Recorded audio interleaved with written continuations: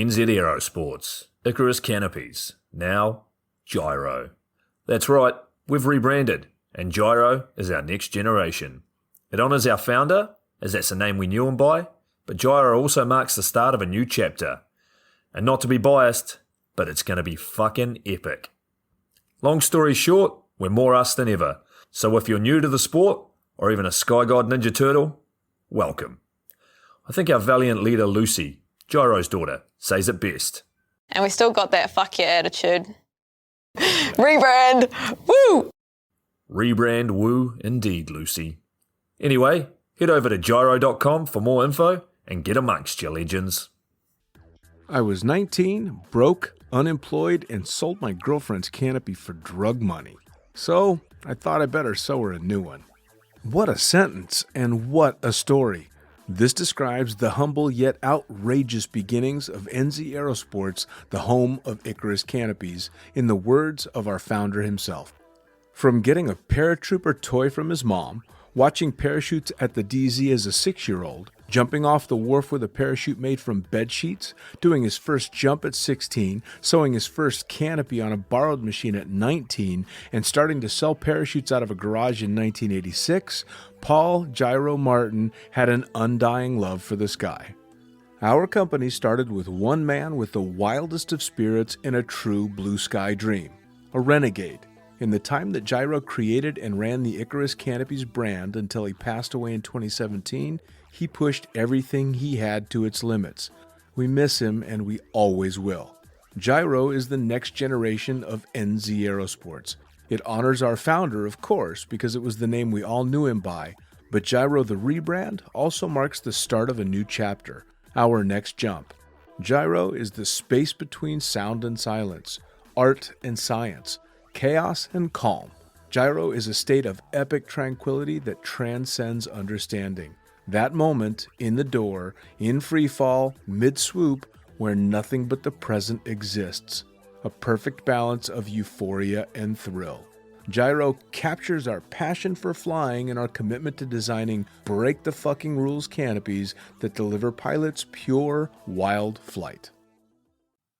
Hey gang, so I got a new book out. It's called The Upside of Fear, and it's exactly what you think it's about. It's about the good side of, well, getting scared. In it, we talk not only about the science and biology behind fear, but the psychology as well.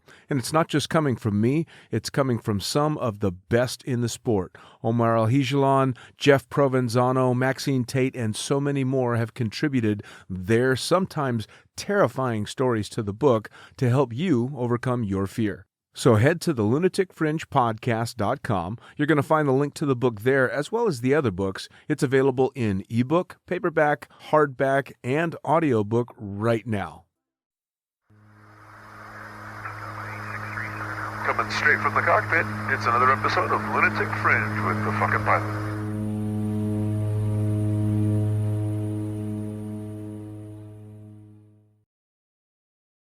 Ready, set, go. Back in the can for another edition of Lunatic Fringe Into the Void with a fun one, because this particular person I have a lot of way back memories from, and before we were on the podcast, we were talking about just how fucking long it's been. So I want to dive right in and talk to, well, who the fuck are you and what do you do? Who the fuck am I? I am Paul Wetzel. Most people in the skydiving world know me as Weasel because third graders call me Weasel, and skydivers are like a bunch of grown-up third graders. So the Pretty name much reappeared in my later years. I am a skydiver ever since 1990, and I am a retired military dude. I was infantry for a bit, flew helicopters for the last 13 years of my career, and I am currently living the retired life, sending my wife to work every morning and sleeping in, which is great. And just got done with going back to school, got a career, or got a degree in culinary arts and food and beverage entrepreneurship, and I'm starting out my own food truck business. Oh, dude, that's so fucking epic. First off, Weasel, goddamn, it's so good to talk to you. It has been so fucking long. The goofy shit that we got up to I think we worked together for maybe a couple of years back, kind of in the beginning of my career, were so much fucking fun, and they kind of set the tone for so many bizarre years in my life that it's awesome to finally catch up to you after a full military career. Yeah, man, it's good to hear from you again. It's I think we decided it's been about 17 or 18 years since we've actually talked to each other. So it's definitely good to hear your voice again. Yeah, man, and we've got so many crazy stories that I actually wanted. That one of the funnest things about this is going to be seeing if I remember shit the same way other people remember the same dumb shit that we used to do. Yes, we certainly had some dumb shit we did. Right. But I don't know. I mean, it's been so long and the hair's getting a lot grayer, so I wonder if the memories are fading as much as the color in my hair. It's going to be really fun for somebody else that was there for a lot of this shit. But I want to jump back to all the way to the beginning of when you started in. And we don't consider it extreme, it's just skydiving, but when did you start doing anything extreme, anything that's kind of slightly out of the ordinary, and how did that lead you to jumping out of airplanes? Well, jumping out of airplanes was probably the first thing that I did that could be considered extreme. I grew up a boring suburban white kid in Phoenix, Arizona. I played basketball in high school and went away to college at the University of Arizona. And I remember it's one of the few things that I remember very well. I was 19 years old at a party with some friends, and I had a couple beers in me. And of course, every 19-year-old dude with a couple beers is 10 foot tall and bulletproof. And I heard a couple people talking about looking to jump out of an airplane. And of course, I walked up. I was like, "Yeah, I'd totally do that. Let's jump out of an airplane. How big of a deal is that?" Right. And one of them was my friend talking to one of his other friends, and he says, "Yeah, hey, we've got an appointment this Saturday." Or next Saturday at this place, Miranda Skydiving Center. You want to go with us? And on the outside, I was like, hell yeah, I'll go with you. On the inside, I was thinking, what the fuck did I just get myself into? So that next Saturday, we went December 9th of 1990, showed up at the drop zone, did the first jump course for static line progression, jumped out of a Cessna 182. And there's a guy named Greg Behrens who was the jump master, who was the instructor, and took us through everything we needed to do, and got up to altitude. He opened the door and he said, "All right, put your foot out on the step." And my reaction was, "What?" Put your foot out on the step, and I thought, "Fuck, here we go." Right. And as soon as he looked out at me on the step and he said, "Go." As soon as I stepped off, I thought to myself, this is it. This is me forever. I'm doing this. Oh, wait, 1,000, 2,000, 3,000. All right, canopy's open. Good. But my first thought as soon as I stepped off was this is something for me. See, so that's how I got started. That's fucking cool. But you started static line. I mean, most of the people that I talk to nowadays, with the exception of the real OGs, all started doing tandems. But you did it the old-fashioned way. Yeah, they didn't even offer AFF at drop zone. So 1990, I don't really remember hearing about AFF as an option. And they were doing tandems at that drop zone, but I didn't even hear about that until I'd gone a couple times. And the funny thing is, I was selling my plasma to get jump money. I would go to the plasma center during the week. Yeah, I think it was like. So this is 1990, so it's 30 years ago. The first time you go during the week, it was $10 they'd give you, and if you showed up a second time, they'd give you $20.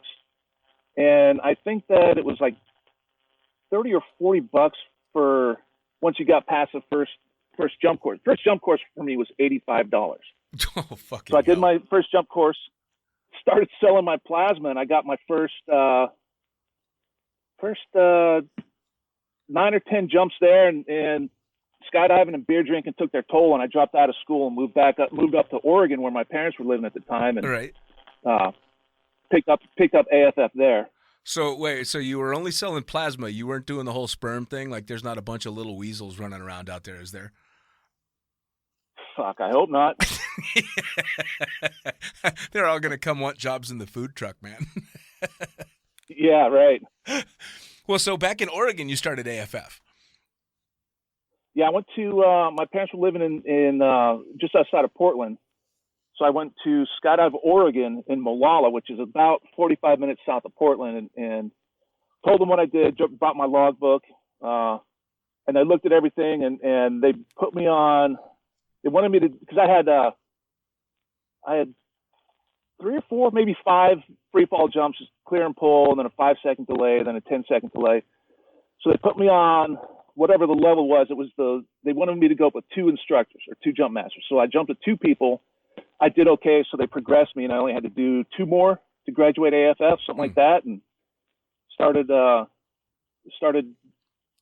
fun jumping as much as I could. Sure. And then that's when I initially joined the Army, was October of 91. So by the time I joined the Army in October, in the 10 months since I started, I had about maybe 50 jumps at the most. Okay. So wait, you joined the Army young. You rocked out of college because you were drinking beer and having too much fun. Start Yes. jumping again in Oregon. First off, what did mom and dad think of you showing back up, not only not in college anymore, but jumping out of airplanes?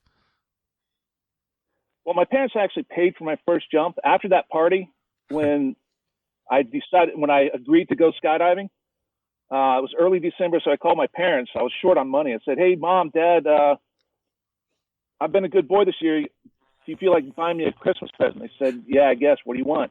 I said, "I want to go skydiving. It's $85. Can you send it by next weekend? Because I already told my friends I was going to go."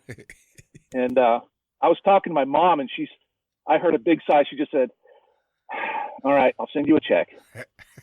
So it's just, their dumbass son is just par for the course for me. Sure. But when I was leaving school, it was in the middle of the semester. And I knew I'd screwed up, and my dad basically gave me an ultimatum. He said, "Look, you're wasting your time, wasting my money. So if you're going to screw up like this, I'm done after this semester." So I've kind of put together a plan, called my parents, said, "Look, I'm dropping out of the Army.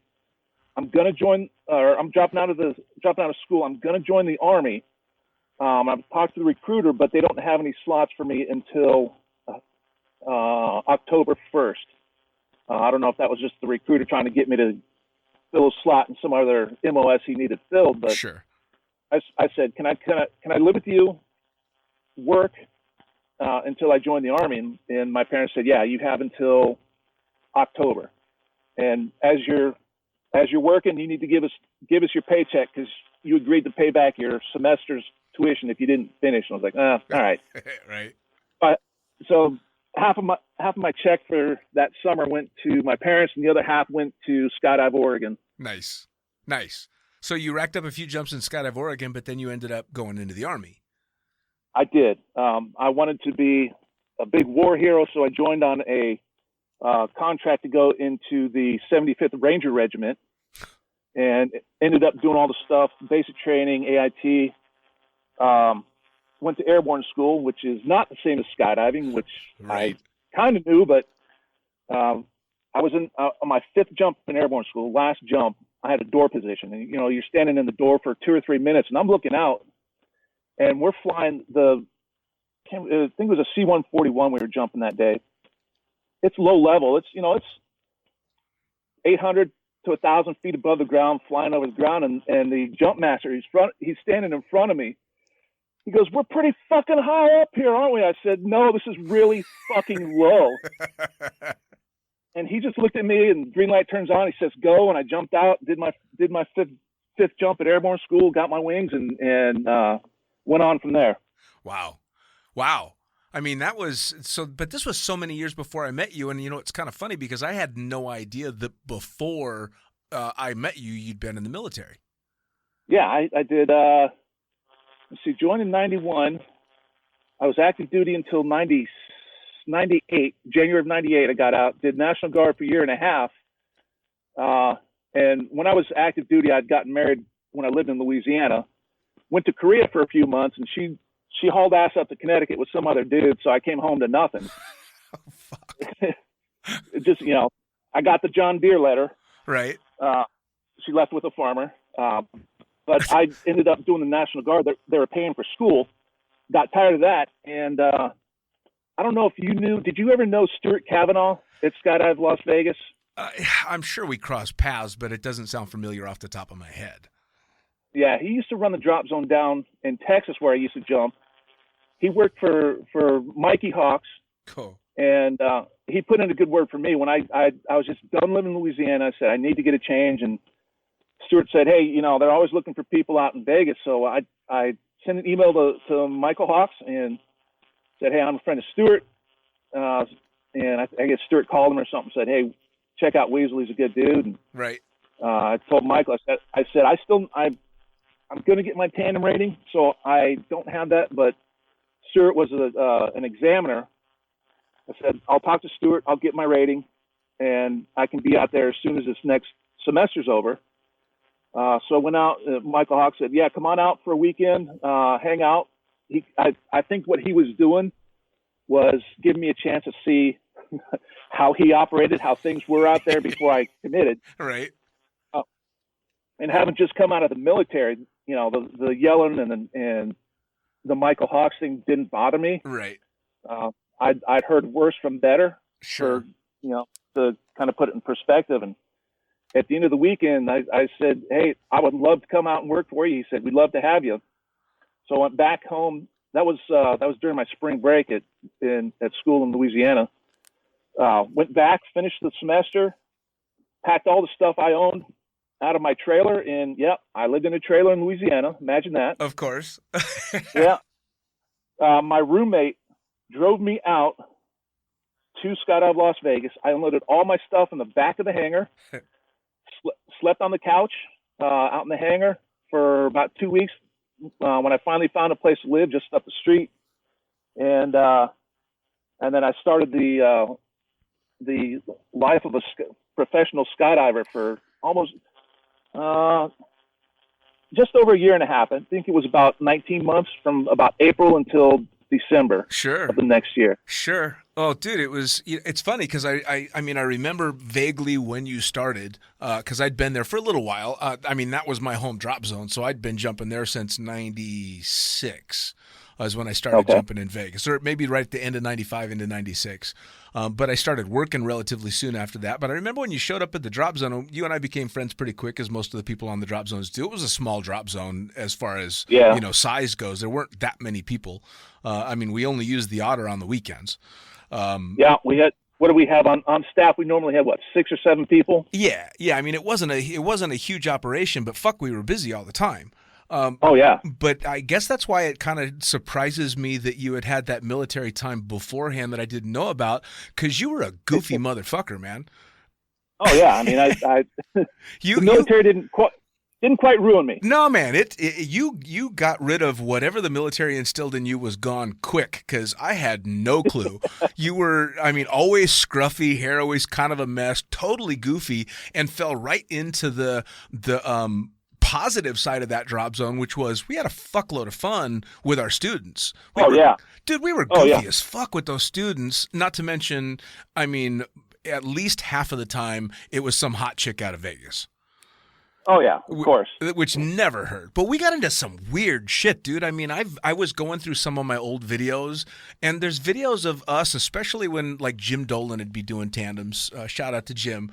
And so where did we get into the habit of stealing the female students' socks and eating them? How did that get started? We're a bunch of morons. I don't know. We just did the same thing day after day after day, and just like anything, it's you were in the Navy. I'm sure you had times out on the ships when you're out to sea where it's the same thing day after day, and you just get so bored with the daily routine. Sure. You got to make it fun. Sure. And the thing you did yesterday to make it fun just isn't that much fun today. So you got to come up with something even more extreme. Right. It's more fun. Right. And right. that led to sock eating, I'm sure. Yeah, which was, I don't even know how that got started. There was picking your nose vigorously on camera. There was stealing and eating socks on camera and all that stuff. And then, of course, and we have to talk about this, the fart contest. Oh, Lord. So were the days. how did that get started? So anybody that's listening that has read a lot of my articles in Blue Skies will remember the one that I wrote about the fart competition in the plane. For those of you that have read that article, this is the fucking guy that I did this competition with. But I don't even remember. I mean, it used to just kind of be an unspoken farting thing back and forth, primarily between you and I. Oh yeah. I was always the last one out of the otter, so I was sitting up front, and you were always doing videos, so you were sitting in the back. Right. And it was just kind of dueling farts. And farts are funny, man. Nisha has to. My wife still. I mean, to this day, I'll say something or you know, I'll let one loose and laugh, and she'll look at me. All she has to say to me is 49. You're 49 years old and you're still doing this shit. See, now, this is actually one place that I know I've changed a little bit. I'm 2.5 years into a relationship with the girl that I'm with, and I've never farted in front of her. Oh, dude. I know. Then how do you know if it's the right one or not? I know. You got to test a relationship. But I got to wait until it's completely the wrong moment, like the most horrifying possible moment to have an incredibly vicious fart, and then you'll know. Like, it can't just be a squeaker as you're sitting down on the couch. It's got to be like, you know, during the middle of a bridesmaid speech at a wedding, and it's got to be greasy, you know, one of those.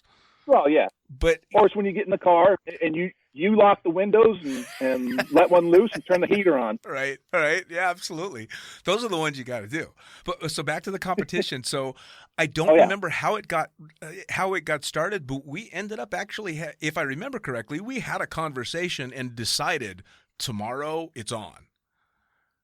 I think. I don't remember that conversation, but it would not surprise me. Well, the only reason that I recall that in my own memory is because I specifically the night before had my ultimate recipe for gassy, and that was to go to the Lone Star Steakhouse, have a massive fucking steak with all the trimmings and bacon and the everything, and then that morning on the drive to the drop zone was my my nuclear option, which was to eat an entire loaf of cinnamon raisin bread on the way to the drop zone.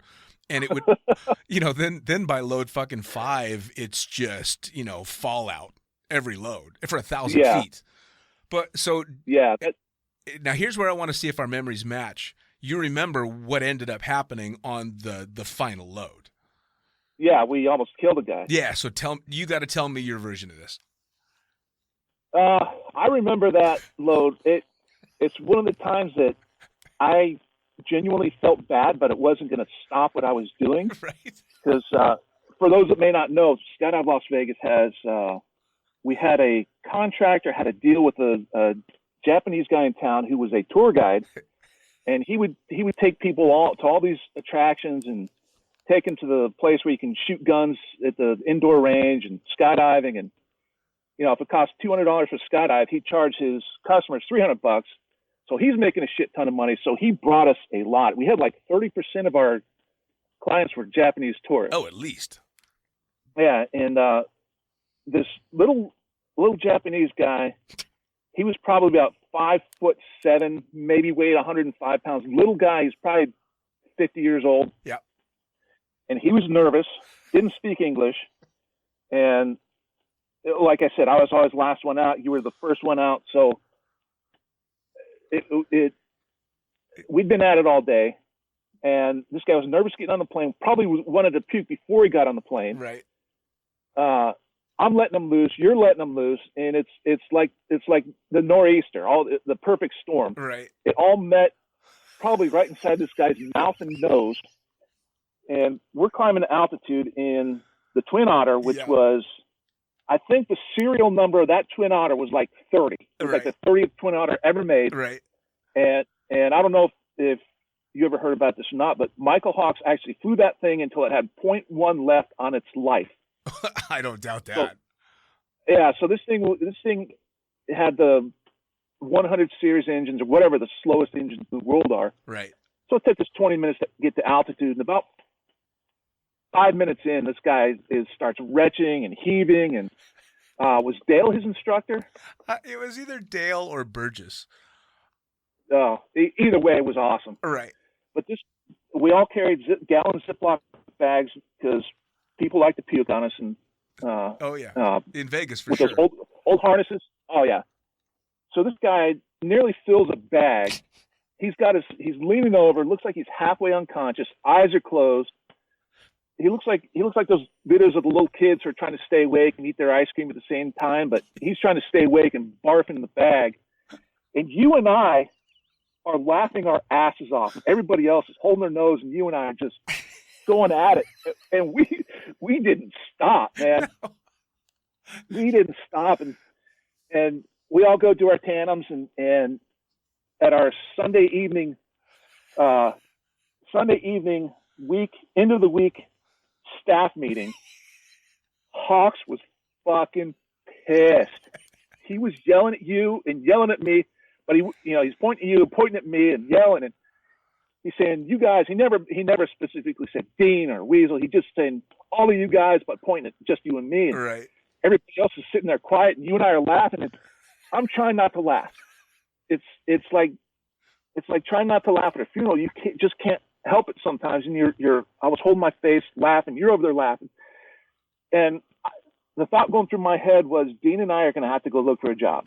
I literally thought we were going to get fired that night. For farting.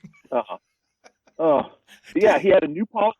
He made a company memo signed by the boss and everything. New company policy: no farting on the plane. Yep. Because of you and me. That. Yep. Oh, dude. Yeah. And that was bragging rights forever. Is that we made some poor human being vomit, and we were the reason for the no farting rule in Las Vegas. Yeah, and that poor old dude, the poor Japanese dude. When we landed, he's waiting for the rest of his group from that tour guide. He's halfway leaning on the couch. He was green. His skin was like a light green color.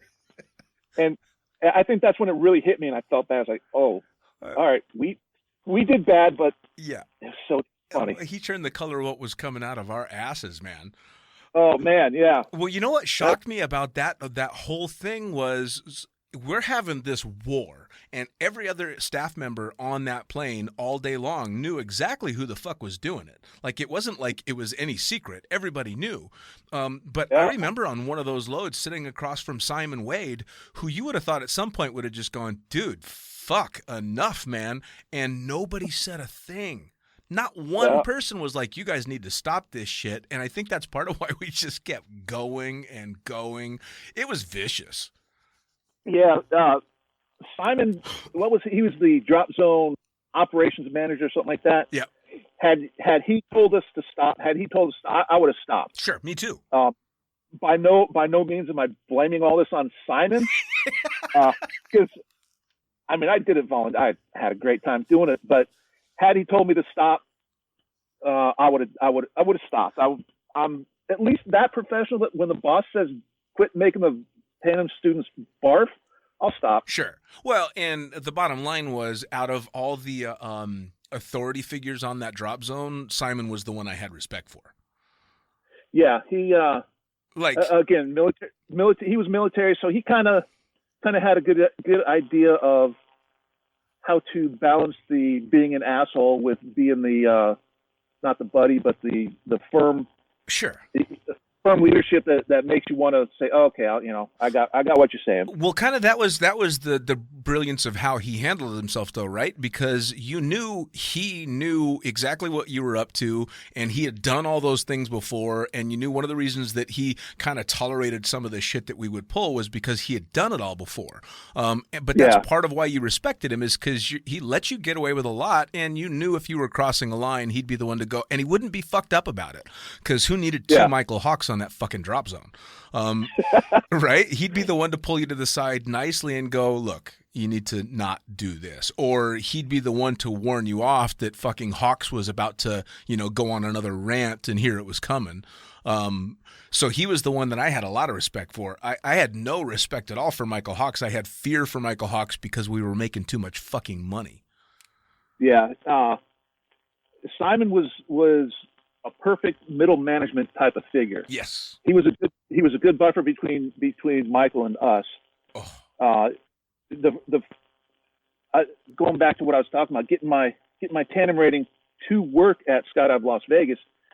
I did my 5 initial jumps with a licensed skydiver, got signed off by my buddy Stuart in Texas, went to Vegas, and I had to do 5 more with a licensed skydiver. And Michael asked me if I had done my 5 yet, and I said no. I was waiting on Simon to. Can't remember exactly how I phrased it, but I said I was waiting on Simon to be done with something so that I could review and get signed off. Sure. And Simon came. He taught me early on. I mean, I hadn't even done a paying jump yet, and he taught me that words matter with Michael Hawks, because if it can get distorted, it's going to get distorted with Michael Hawks. Yeah. Because Simon pulled me outside and he said, "What the fuck did you tell him?" I said, I was waiting to get your signature, or waiting to talk to you. And apparently Michael had told Simon that I'd said, I can't do it because I'm waiting on Simon, or something like that. And I explained to Simon, said, "Nope, look, this is what I said." And Simon was telling me, I mean, he was kind of not in my face, but he's like, "Look, don't make me look bad. Right. Don't say this shit." And I'm thinking, fuck, I don't even have my tandem rating, and I'm getting fired from this place. Right. Well, dude, that was, I mean, the time that I worked for him, not the time that I was just jumping at that drop zone, but for the 2.5 years that I worked for Hawks, he went through 250 staff members, not just jumpers, but jumpers, packers, pilots. I mean, fuck me, that guy, he was absolutely insane. I mean, I've seen people last literally less than an afternoon at that drop zone, and I forget which jumper it was, got hired and fired the same day and went after Hawks with a padlock in his hand. I mean, I wasn't there for that, but yeah, I was there just over a year and a half, and Burgess, I think Simon and Burgess they write the name of people who got fired on the inside of their locker. And I mean, their list was enormous, and just out of fun, I started doing that about 9 months in. So I had about 9 months worth of names, and it was probably 35 names. Yeah. Oh yeah. Oh, dude, it was crazy. And for some reason, I managed to, when I started shooting video for them, I was third string, because Steve Werner was first string, Danny Kuhn was second string, and then he brought me on, and this was right after Vic Papadoto had died there on a jump, and Hawks was convinced he needed a third cameraman. Well, Steve and Danny were not happy that I got hired, because they didn't want a third, and they were under the impression that I would just take the occasional jump here and there. And, you know, Hawks, he loved to piss people off, so instantly I just became the third guy in rotation. So they were not fucking happy about that. And because of that, he was always ripping into Steve or Danny, and I kind of slid under the radar for a long time. But Steve eventually left, and then Danny, I don't know if he actually left or got fired, but he didn't leave under great circumstances. And then all of a sudden now I'm first string camera guy. And I remember being on the packing mat, and he happened to be in the hangar for something, and I made a comment to somebody that he decided he didn't like, and he fucking went off on me. Saturday afternoon, packed fucking hangar, people everywhere, and he probably spent a solid 10 minutes just screaming and yelling at me, and he kept calling me a fucking prima donna, which somehow fucking Dale Hinton and Simon Wade took prima donna and shortened that into princess, which I am still fucking known as princess to this goddamn day. I remember, was it Burgess that bought you that little girl shirt that said princess on it? Yes. Like the sparkly letters? Yes. God, I remember you putting that on, and you wore that thing around the drop zone with pride, dude. That was one of the funniest things. You walk in and you got this princess shirt on. I mean, it's hard to get me, make me have a loss for words, but I had nothing to say, dude. All I could do was laugh. Well, that was the funny thing was they gave me that shirt. If you remember, I was leaving the drop zone because I was working again at the club. And I just kind of had enough, Skydive Las Vegas after 2.5 years just had finally burned me out. And I'm like, something, I can't work here anymore. And I was working back at the club again, making a fuckload of money. And so they kind of threw me a goodbye dinner at P.F. Chang's in town in Vegas. Right. And I didn't drink. Like, I didn't drink at all, but Dale and Simon and all the Brits decided that it was horribly offensive if I was not going to drink with them at my goodbye party. And so I think it was Dale kept buying shots of Glenlivet. Got me so fucking drunk that I ended up leaving the party halfway through, getting into the backseat of my car, vomiting everywhere, and spending the entire night in my running car in the parking lot of P.F. Chang's because it was cold. I had to jump the next day because it wasn't officially my last day. I had like a week or so left to jump there. And everybody was absolutely sure. There was no fucking way I was showing up the next day. And I remember waking up about, 4 o'clock in the morning in the car, finally starting to feel human again because I'd left that party at like 9 o'clock at night. And I managed to get myself home and shower all the puke off of me. And I had that pink shirt, and I'm like, oh, fuck these guys. They did that on purpose. And I went to the drop zone with that goddamn pink shirt on because I'm like, fuck all of you. You're not winning. Oh, dude, that was some craziness. And it was all of that stuff. And back to the Japanese tourists, I mean, that was the best part about that drop zone because that tour guy that brought all the Japanese tourists to us would tell them on the van ride to the drop zone that it was dishonorable to not tip your cameraman and your tandem instructor at least $20. Really? Yeah, dude. I mean, you remember you'd get so many fucking tips from the Japanese tourists that you'd forget to cash your paychecks. Yeah. The thing about the Japanese tourists is, it's either next to nothing or a decent $20 tip. Remember we used to use the term kenji? Yes. Because I had two Japanese guys in a row named Kenji, and they both tipped me $1. So from then on, if a Japanese tourist tipped you $1, you got kenji. Yep. And I remember, I think it was Dale. But Dale not giving a shit. Right. He got a $1 tip from a Japanese guy one time, and he's standing right by the soda machine. And the guy hands him $1, thank you very much, walks away. And as he's walking away, Dale goes, "Hey, anybody else want a soda? I got enough for 2," because it was 50 cents a soda there. Right. And I was like, holy shit, dude! Right in front of the guy. I mean, he didn't speak English probably. Yeah.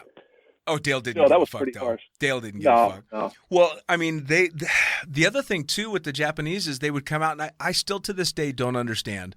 If you took me to a country where I did not speak the language and expected me to strap myself to somebody that I couldn't talk to and go make a skydive, you're out of your fucking mind. No goddamn way. But they would come out, and every morning they'd come. There'd be a big group, and we all learned just a few phrases. So it was Ohayo gozaimasu, skydiving ikimashou, swatte kudasai, and then you'd ask them episode, or you'd ask them if they were scared. And then the fucked up jokes that we would have with like JJ especially is you'd call him Ogama Boy. Remember that shit? Ogama Boy, or what was the one JJ always used to use was Sensei Mechi Mechi Krukrupa, which was supposed to be something like crazy in the head. So these poor Japanese don't fucking speak English, and all we're saying to them is like, good morning, let's go skydive, act like a shrimp, and your instructor's gay. Yep. And they all day long, oh, God, it was amazing. Now that you put it in perspective, that's pretty fucked up. Right? There's no way. Dude, if I showed up to some drop zone and the only thing somebody could say to me in English was act like a shrimp and this guy is gay, no. Yeah. Not happening. Well, but and they were all so quiet and so timid. Yes. Especially the ladies, they were always just quiet. And I started messing with them. I in the plane, I'd kind of, again, this goes back to trying to find something more offensive and more fun than what we did yesterday. Sure. So I started having them, I'd put my hand out with my fist and tell them, kind of gesture for them to do it. And I'd turn it so the back of my hands down, and they'd do that.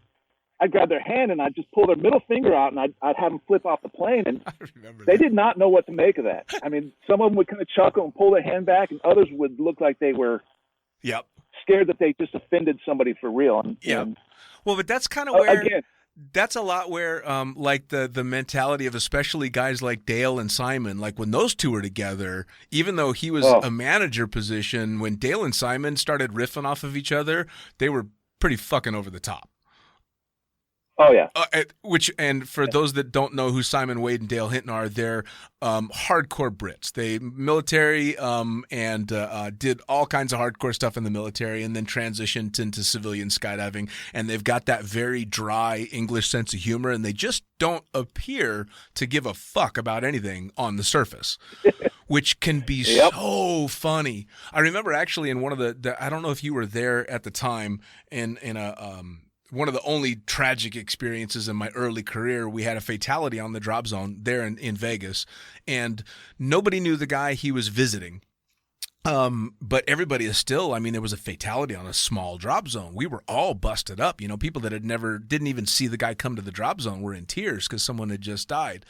And I'll never forget, it was Dale and I believe Simon both sitting at a picnic table, eating food and laughing and joking around like nothing was going on. And this was on a weekend, and one of the girls that was there kind of barked at him like, how can you eat and laugh, you know, with this going on? And Dale, without blinking an eye, goes, well, he's still fucking dead, isn't he?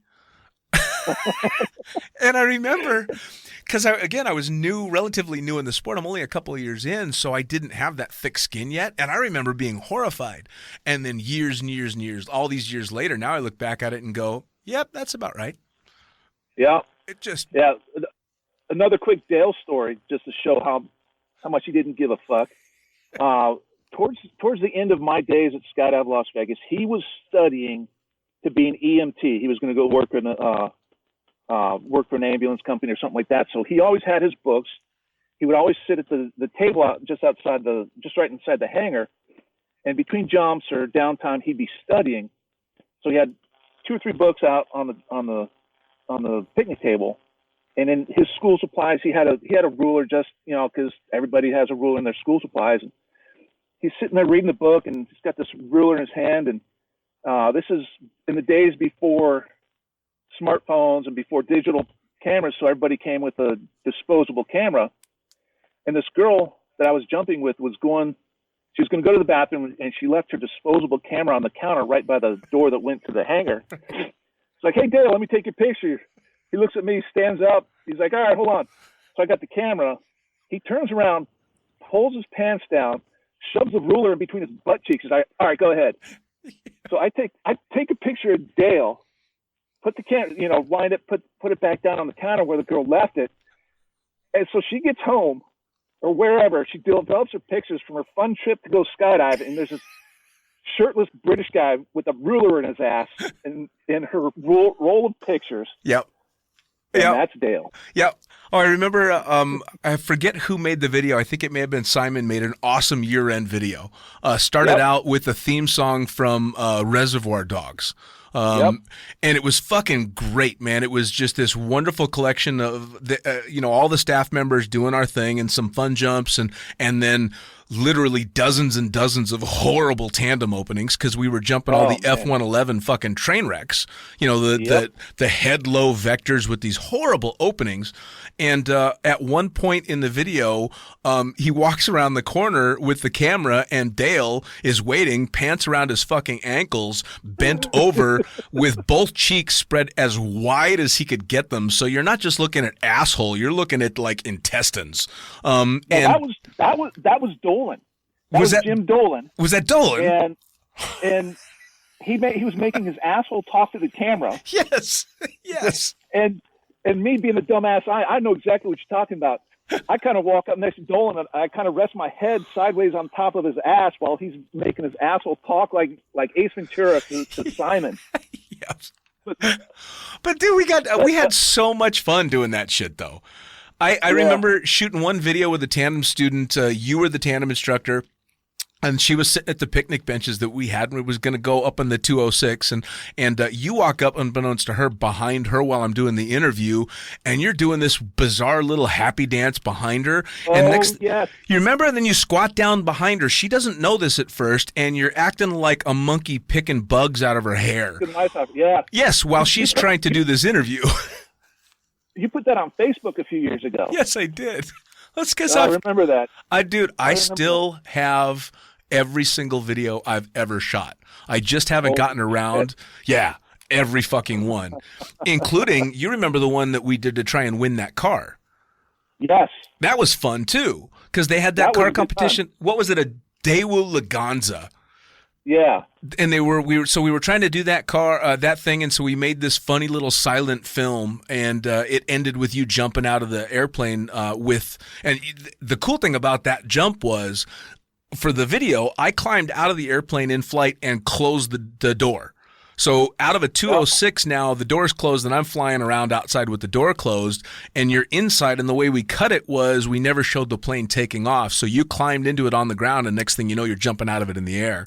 But you had that big old wooden sign that I'm like, I wonder what he's going to do with that sign come dump time. And you just plopped it back on your belly and pitched, which was awesome. Yep. And, of course, we didn't win. Some guy that wrote a fucking song won the car. Yeah. What kind of bullshit is that? Right? Right? Well, all right. No, go ahead. And the people from the radio station, they wanted to interview everybody about their videos or their submissions.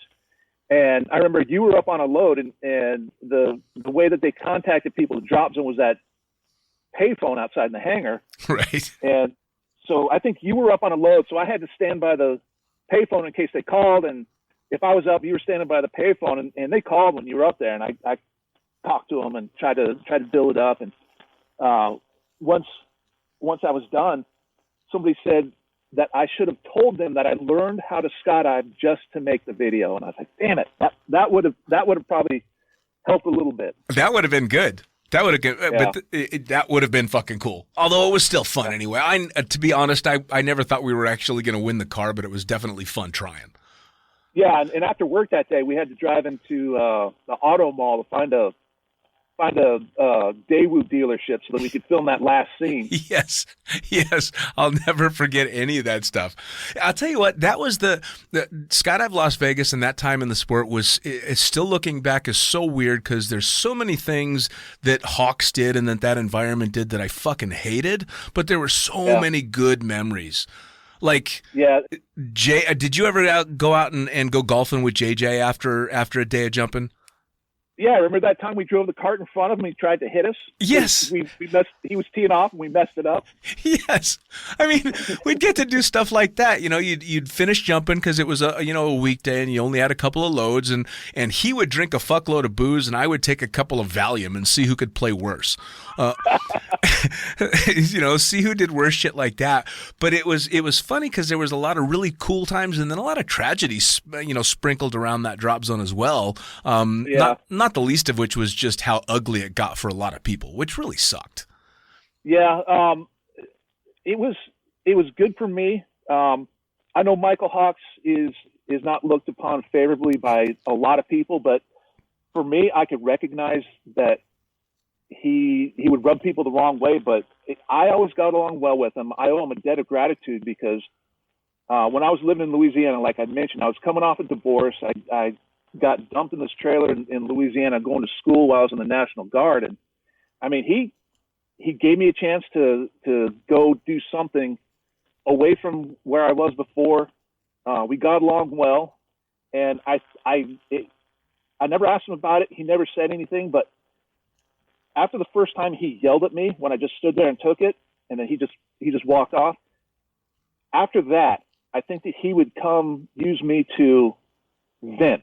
Sure. So if he's mad at the Packers or the whoever's fueling the plane, he'd come and yell at me about the fucking worthless Packers or the worthless fuelers or something like that. Right. He'd get it out of the system and he'd walk away. And after the first couple of times, like, hey Weasel, sorry man, I yelled at you. I wasn't mad at you. I was like Michael, I got it, dude. Don't worry about it. Right. So he and I got along well, but after I left, I think he kind of, from what I heard, I mean, this is all secondhand stuff. When he went crazy and just said, fuck it, and locked the doors and kicked everybody out. that did not surprise me. No. You couldn't maintain that level of fucking anger that he had, which was almost all the time. You know, when I first started there, he actually had some soft edges on him. Like you, he gave me an opportunity that, quite frankly, I should not have had. I started shooting video for Hawks at Skydive Las Vegas before I had 200 skydives, and I'm shooting video. Oh, shit. Yeah, but the reason I was a tunnel instructor in Vegas in the wind tunnel, and I'd been jumping for outlaw skydiving, the AJ Moeller in Jean in Nevada there. And fuck, AJ, my first tandem jump for him, I had like 30 skydives. It was stupid. Yeah, just crazy. Hence the reason they called it outlaw skydiving, I guess. You know, so I look back at stuff like that, and I'm thankful for Hawks because I never would have been able to start doing what I did, especially not so early. And you absolutely couldn't do that nowadays. But it got so tainted with some of the shit that he did, and it wasn't just shit that he did to me because, quite frankly, outside of calling me a fucking prima donna really loud, he was never that bad to me. But I watched how fucked up he got with a lot of my friends, and that sucked. Yeah. You know, that started to rub the wrong way. And I'll remember actually one of the only times that I saw him get what he gave, and you may remember this, he had either done or said something inappropriate to Dale's then wife. I was not there for that, but I did hear about it. Oh my God. So Dale, being the extremely imposing, straight out of Snatch, this kind of terrifying Englishman if you're not his friend, didn't just run up and start screaming at him, didn't do anything like that. He took Michael into the back office and made Michael cry. Because apparently he told him, look, I'll fucking kill you. I'll absolutely destroy you. I guess Michael was like, I'm so sorry. I don't know what was coming over me. And so I kind of felt bad for Michael because as an adult man, the last thing in the world you ever want to happen is that. But I'd seen him do that to so many people that I'm like, all right, that's payback. You know, and so again, the grudge that I've held on Hawks, it has been more for how I saw him treat so many of my friends, not so much me. And I kind of am letting go of it some because I've talked a lot of shit about him, so I feel a little bit better. Yeah. I mean, it's like I said, I can recognize why people wouldn't like him, but you know, I'm okay with him. I think he may have said something to the effect that I was the first person in years that stopped working at Skydive Las Vegas that left with a handshake and a thank you from him. Yep. Well, and normally it's get the fuck out. You're fucking fired. Right. Well, even when I left, it wasn't really on bad terms. It wasn't like there was a big goodbye with Michael. It was just okay, that's it. You know, so it wasn't stomping feet and screaming and yelling. It was just as of this next week, I'm done. And I don't think we really even had a discussion about it. Yeah. So now I hadn't seen you for a while after I left Skydive Las Vegas. And then I went back to stripping for a while and then a bunch of other jobs and ended up working for United Airlines. And we discussed off the podcast, the last time I physically saw you, you were getting on a United Airlines flight, I guess to go into the military when you were doing your flying. Yeah. Kind of. Wherever I was going. Yeah. It was a long time ago, wherever I was going. All right, so now is it true they had to train you in a different helicopter than they normally do because you're too fucking big to fit in the regular trainers? Well, sort of. In flight school, when I went through in 2001 to 2002, for the actual flight training, you start out in a TH-67, which is a Bell 206. It's like the news helicopters you see flying around most of the time. Sure. And then after that, you go to what they call combat skills, where you learn actual navigation. You learn more than just how to fly a helicopter. So you actually learn how to get to a certain spot on the ground and how to do landings as if you're in a formation and all that stuff. And that was in an OH-58, which is basically the same shell as a TH-67, but it's a little bit different. So if you are a certain seated height, you don't fit in there. I sat in there with my flight helmet on, and I had to tilt my head about 45 degrees one way or the other because I was too tall. Wow. so all the Mongos that they had, they would send to UH-1s. So I was one of the last flight school classes to fly Hueys for Wow. training. Yeah, and that was pretty cool. I mean, at It's the end a of the Huey. day, at the end of the day, it's just another helicopter. But it was just fucking cool to say that at one point in my career, I was a Huey pilot. And the guy I flew with was, his name's Sean McCool. He's about an inch and a half or 2 inches taller than me. And we had a great time in that helicopter. I mean, it was just a fun helicopter to fly, really easy to fly. And our instructor pilot for Hueys was Hugh Neenan is his name. One of the greatest people I've ever met in the military. He was a retired CW5, and he would have fit in well at a drop zone. Awesome. I mean, he's just a dick and fart joke type of guy, and had a good time, taught us well. Nice. I learned more in the 6 weeks with him than I did the rest of my flight training. Well, and I mean, but between flying with cool people and then flying that helicopter, which is just iconic as far as helicopters go, you know, if you say I flew a helicopter in the Army, I would imagine most people, especially my age, instantly think Huey. You know, Yeah. and that's all the movies that we've ever seen. Every military helicopter is either a Huey or one of them massive Russian things. Those are the only two I think of when I think military, you know, but I'm a fixed wing guy, not a rotor guy. Now, is it Right. with the helicopter pilot, you've got to be officer to fly helicopters, yeah? You've got to be a warrant officer, which is what I was, or a branch officer, commissioned officer. Okay. The difference is a warrant officer's job. Let me see if I can remember this from my warrant officer training. Warrant officer's job is to do a specific job for their entire career. The branch officer is to be in that branch. So, for instance, in aviation, they would be a pilot who takes on the leadership roles and moves up through the ranks, and they slowly get away from the flying. But the warrant officer stays flying the whole time. Gotcha. Okay. The branch officers outranked us. The newest lieutenant out of ROTC outranked me, but we were above enlisted, so I outranked the sergeant major of the Army. Not Okay. that that would have any kind of bearing on the outcome of an argument between me and the sergeant major of the Army. Right. Now, during your time in flying, you were overseas a few times, weren't you? I was. After the combat skills, we went to advanced aircraft, and I chose Chinook just because it's a sexy motherfucker. Fucking hell. Like me. So what they do is they sit you down at the end of flight school, and they up on the chalkboard, they say, okay, we've got this many Black Hawk slots, Chinook, Apaches, and Kiowas. And there's an order of merit list. So how well you do on your academic tests, your flight evaluation flights and all that, they get a list. And they say, okay, number one on the OML, what do you want? I want Black Hawk. Okay, they race one by the Black Hawk. And I was fortunate enough to be high enough to choose Chinook. And later on, they say, okay, Chinook guys, come in here. We've got 3 slots for Campbell, 2 slots for Bragg, 3 slots for Korea, whatever. And then the same thing, you choose where you want to go.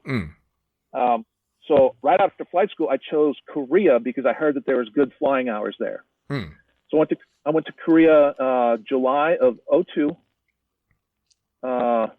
And I was there until January of 2004, and I got some good flying hours there. Came to Fort Bragg, North Carolina from Korea, and we deployed in 2005 to Iraq. Spent almost a year in Iraq. Came home for a year. Recovered from Iraq and prepped for Afghanistan in 2007. Came back in end of 2007. Spent 2008 recovering and preparing for Afghanistan in 2009. So I've done Korea for a year and a half, not a combat tour, but it's an overseas assignment. Sure. Iraq in 2005, Afghanistan 2007 and 2009. Jesus. So without going into detail, you've seen some shit. Yes and no. Flying Chinooks, we are basically support. Right. We fly cargo and troops. We don't have guns, and occasionally we did a lot of deliberate missions like the air assault type stuff in 2009. But during that deployment, I had been pulled up from flight company to battalion staff, so I was not flying nearly as much as anybody else. And because I wasn't flying as much as everybody else, I was never involved in the high pressure missions. I was just basically flying, food and water out to people at these FOBs out in the middle of nowhere. Sure. But being on battalion staff, we always had a predator feed, live predator feed of these events going on. So I'm watching real time. It's like clear and present danger when they're watching the satellite images of these guys going through these camps. And sure. I mean, it's obviously it wasn't nearly as dangerous for me, but I mean, I was really nervous watching our guys going to these shitty, dusty landing areas, and especially with the Chinooks, you're putting out 100-mile-an-hour rotor wash and this 6-inch thick dust, and right. All we see is Chinook come in, big cloud of dust. Another Chinook comes in next to him, big cloud of dust, and you got to wait to make sure to see that these guys didn't screw up the landing because they lost visual reference. And thankfully, that never happened. Sure. I mean, you must have, and this happens to me to this day, because obviously I'm still flying super actively, at least once a day. I still look around and go, I don't fucking believe they let me do this shit. Yep. You must have had that. I mean, you go from, I mean, literally making poor little Japanese men puke in a Twin Otter with me in Las Vegas to flying a Chinook, in Korea and in Iraq and Afghanistan. How you must have just been shaking your head going, man, this is an interesting life I got going. Yeah, it's funny that when we were flying, we would fly at certain altitudes to avoid being engaged by just random goat farmers with an AK-47. So sure. We were far enough off the ground that, you get a good view of, I mean, Afghanistan is, as strange as it sounds, some places in Afghanistan are fucking beautiful. Oh yeah. Big mountains, snow-covered mountains. And then you're just flying from, for an hour, nothing going on. Sometimes it's just strange to look around and go, holy fuck, this is awesome. Yeah. And then you get close to where you're going to land. And you're like, oh shit. All right, here we go. Right. Hope nobody's waiting on the approach in for me with, with an AK. Well, I mean, so you do all that kind of stuff. And then now, talk about another drastic change. You go back to civilian life, retired from the military, chucking drogues again, kind of as a part-time gig and having fun, and you decide, fuck it, I'm going to go back to school, and now you're a chef. Well, I'm a culinary school graduate. I wouldn't quite call myself a chef. I'm calling you a chef. Fuck them, I'm calling you a chef. Yeah. Thanks, I appreciate it. I doing the tandem instructor thing for so long. It never got boring. There was always something going on. Sure. But towards the end, it stopped being as fun as it was, and I wanted to stop doing tandems before I hated it. Right. So I got out in 2014. I was working at the drop zone down here in Rayford, and there was a buyout and a changeover, and they kind of got rid of all the old staff. So I started working weekends up in Raleigh. And at a certain point in about 2015, I was like, I've been throwing drogues for however long. I just got out of the Army. I don't have a real job. I got to figure out something to do. So I took most of 2016. I hiked the Appalachian Trail and to figure out what the hell I wanted to do with my life. Sure. And I'd always been interested in cooking, so culinary school is something in the back of my mind. And when I was on the trail, I met a bunch of people that had worked in food service industry, talked to them, and there's one guy that I met from Florida who was probably mid-50s. He said one of his friends from high school had gone to culinary school not too long ago, kind of a second career thing like I was doing, and got out of culinary school, and she started a food truck business. Mm. And I thought to myself, I'm doing that. That's awesome. And literally my last night on the Appalachian Trail, it was October 20th of 2016. I was at a shelter just outside of Harpers Ferry, West Virginia, and there was a military guy there with his kid, and he was about to deploy. And so he and I were talking, and I'd mentioned that I was retired. So I said, what are you going to do? And I said, well, I'm looking at culinary school. He said, where do you live? Told him North Carolina. He said, hey, there's a school in Charlotte called Johnson & Wales University. They have a campus in Rhode Island, and my son goes there. So I'm talking to him about his son. And so I finished the Appalachian Trail the very next day, go to a hostel to shower, get ready to go home. And I get on that computer and I start looking at Johnson & Wales University in Charlotte. I applied, and within a year, that's where I went to school. Awesome. I mean, it's just kind of weird how that worked out. Thought about going to culinary school, found out about one close to home, and that all came to you on the trail.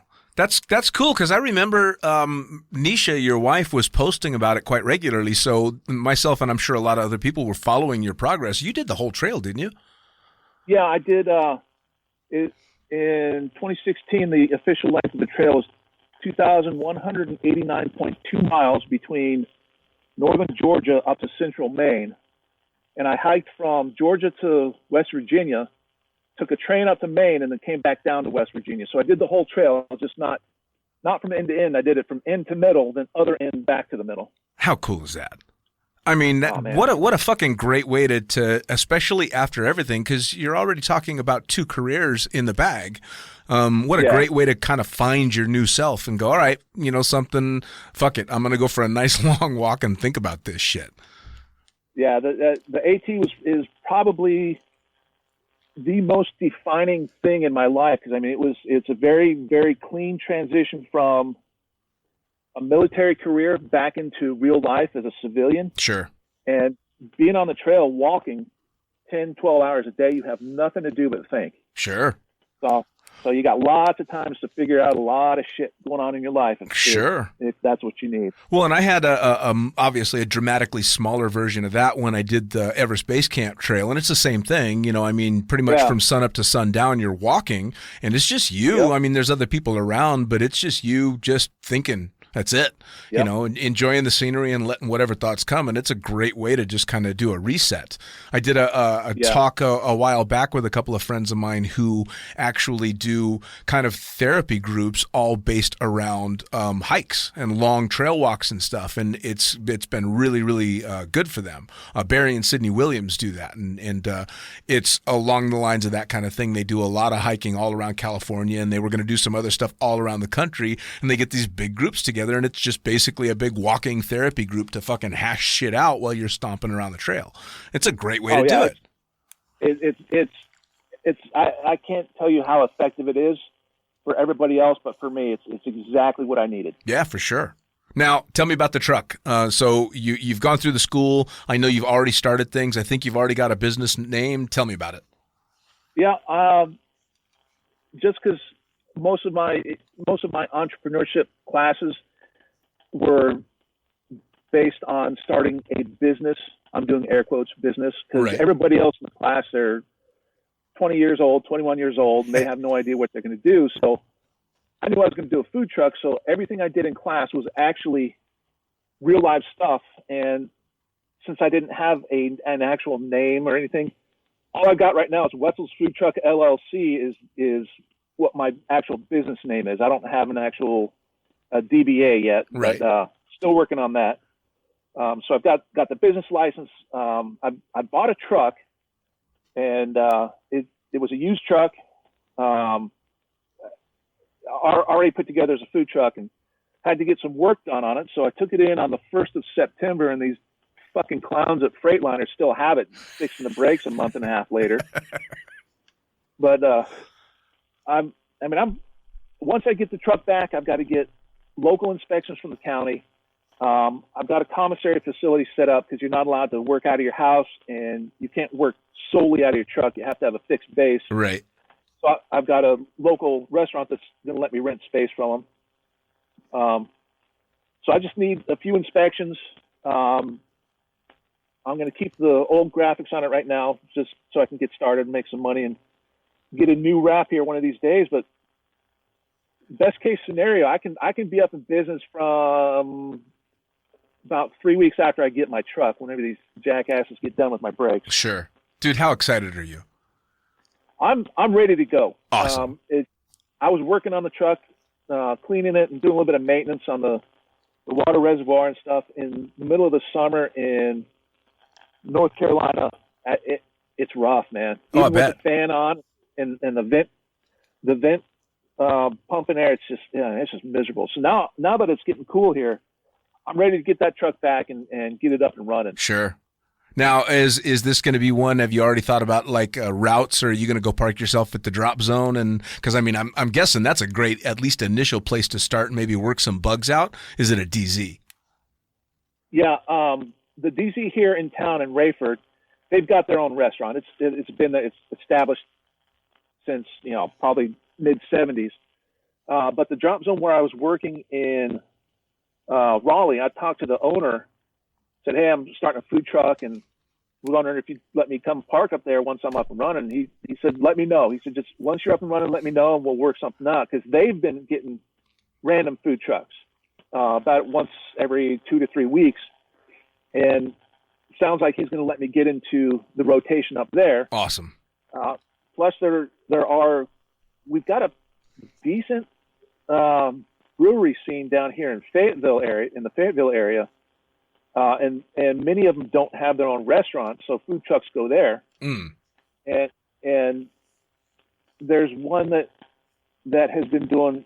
Nisha works at a physical therapy clinic here in town. She bought into it, so now she's part owner. My wife's a business owner before I am. Right. Well, I'm okay with that. Sugar Mama's got me covered. She's a fuckload more responsible than you, though. Oh hell yeah! But their business did kind of a business to business thing last year with one of the local breweries here, and I've heard through the grapevine that they are going to let me park there occasionally, work into their rotation. Awesome. Dude, I mean, it sounds to me like you've got it pretty much summed up. It's just a matter of getting the truck and getting it dialed in. I think I told you in a conversation we had a couple of weeks ago that instantly, as soon as you said food truck, I pictured your version of that movie Chef.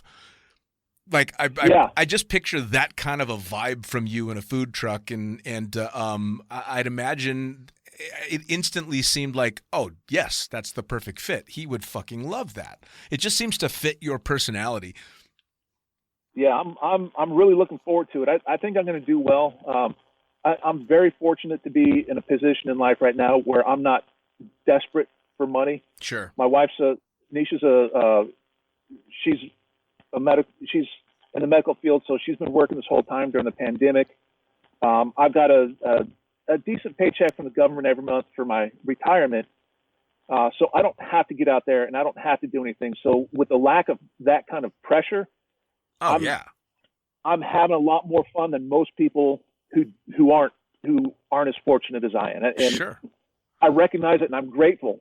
Well, fuck, dude. I mean, come on. You earned it. You've put in your fucking hard knocks all the way down the line. So, I mean, don't feel guilty at all, man. Enjoy that shit. And it's good that you know and you're smart enough to know how well off you are, which is it makes it that much better.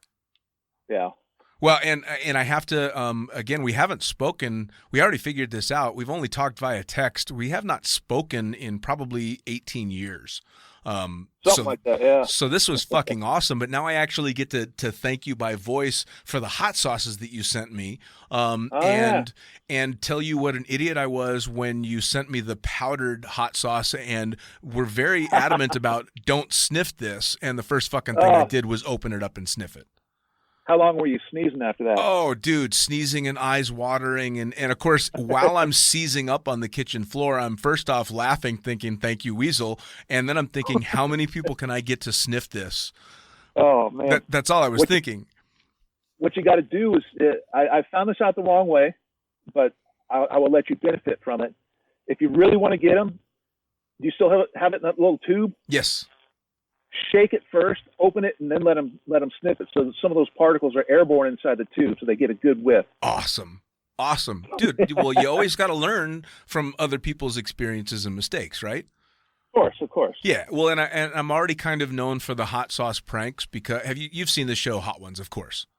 Oh, yes. So the worst of those hot sauces, to this day, the hottest hot sauce, and I have now officially tried a 6 million Scoville hot sauce, which is not nearly as bad as the bomb. The bomb is fucking horrible. It's the most it's just the most vicious thing I've ever tasted. And my poor girlfriend at the beginning of the pandemic fell victim to my fucked up sense of humor when in the romantically lit, candlelit house, I dipped her toothbrush into the bomb and then wiped it off just a little bit. And in the candlelight, she couldn't see that the toothbrush was slightly discolored. And I'm shooting video, of course, on my iPhone from the hallway with just flickering candle lights, and all you hear is the water stop running, quiet, and then fuck you over and over and over again, and you just hear me with that horrible wheezing giggle on the camera, the entire time. So she's already paid the price for my fucked up sense of humor, so she knows I won't get her with that tube, but there's lots of other people I can. Well done, sir. Well done. Dude, I cannot tell you how fucking great it's been to catch up with you. Yeah, man, it's great talking to you. It's one thing to chit chat on Facebook, but it's always better to actually talk. Yes. Well, and we're going to have to do it again because I know between the two of us, we've got, just from our Skydive Las Vegas time, we've probably got 100 truly fucked up stories that will be hilarious to share. So we'll consider this podcast just part one. Yeah, we'll go over the Mitch and Wedge stories next time. Oh, yes. Absolutely. Brother, take care, man. Much love. All right, man. Good talking to you. See ya. Well, there you have it. Another episode of the Lunatic Fringe podcast brought to you, as always, by, well, wait, not as always, actually. Brought to you now by Gyro. Formerly known as NZ Aerosports, you'll head to gyro.com for their next level line of canopies. By Pussfoot, the Extreme Sports Collective. Head over to pussfoot.com to check it out. By Summit Parachute Systems, check out summitparachutesystems.com to talk to Jarrett Martin and the gang about kick-ass pilot rigs, rigging courses, and more. By Flyaway Indoor Skydiving, go to flyawaytn.com and check out all the cutting-edge stuff to come. By Pure Spectrum CBD, head to purespectrumcbd.com to check out their wide range of CBD products. And as for us, head to the lunaticfringepodcast.com to listen to any of the hundreds of episodes currently available, hit the link for our YouTube channel, pick up your copy of the Lunatic Fringe book or The Accidental Stripper, and get a sneak peek at upcoming guests. Once again, thanks for listening. We'll see you next time.